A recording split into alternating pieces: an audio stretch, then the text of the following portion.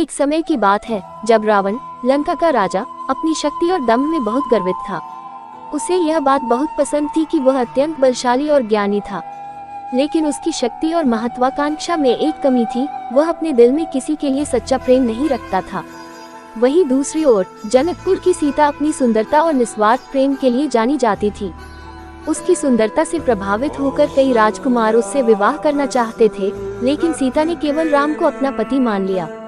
राम, जो एक सच्चे धर्मात्मा और वीर योद्धा थे, ने सीता से विवाह किया। यह विवाह पूरे अयोध्या में धूमधाम से मनाया गया।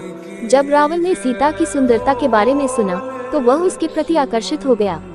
उसे पता था कि सीता राम की पत्नी है, लेकिन उसकी बुरी इच्छाएं उसे रोक नहीं पाईं। उसने सोच लिया कि वह सीता को हर हाल में अपने पास लाएगा।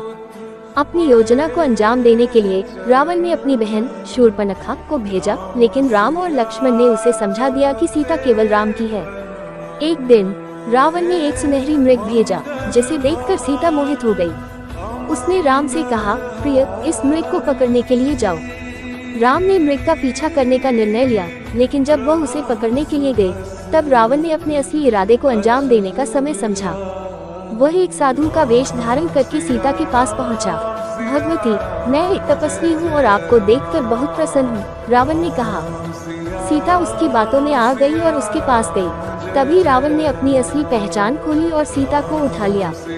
वह अपनी पुष्पक विमान में उड़ गया। जब राम और लक्ष्मण लौटे तो उन्हें पता चला कि सीता को रावण ने अपहरण कर लिया है। राम का दिल टूट गया।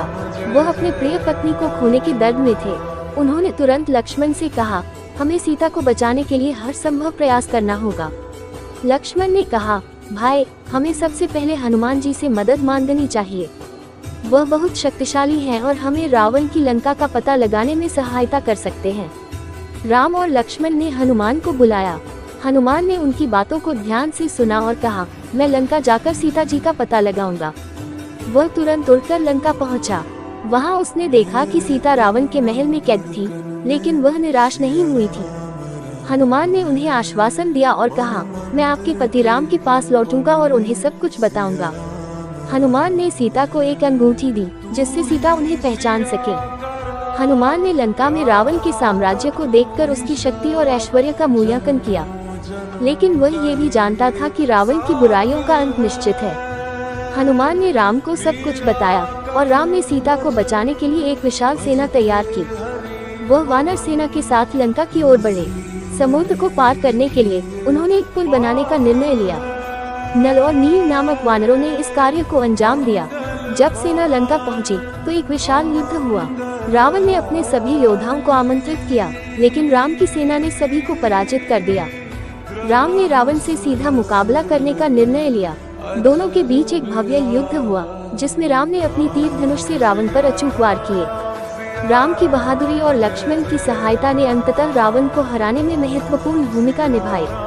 जब राम ने अपने तीर से रावण का हृदय भेद दिया, तब रावण ने अपने आखिरी क्षणों में राम से कहा, हे राम, तुमने मुझे हराया है, लेकिन मेरी आत्मा को शांति तभी मिलेगी जब तुम मुझे क्षमा करोगे। राम ने कहा, मैं तुम्हें क्षमा करता हूँ, लेकिन तुम्हारी बुराइयों का अंत होना चाहिए। रावण की मृत्यु हो गई। हमने सीता को लंका से वापस लाने के लिए हनुमान को भेजा। जब सीता और राम फिर से मिले तो उनकी खुशी का ठिकाना नहीं रहा। ZX राम ने सीता को गले लगाया और कहा, तुम मेरी जीवन संगिनी हो। इस प्रकार रावण का अंत और राम और सीता का पुनर्मिलन एक नई कहानी की शुरुआत बनी। इस कहानी से यह सीखने को मिलता है कि सत्य और धर्म की हमेशा विजय होती है और बुराई का अंत निश्चित है। राम और सीता की प्रेम कथा सदियों से हमारे दिलों में बसी हुई है और यह हमें सिखाती है कि प्रेम, साहस और समर्पण से बड़ी बाधा को पार किया जा सकता है।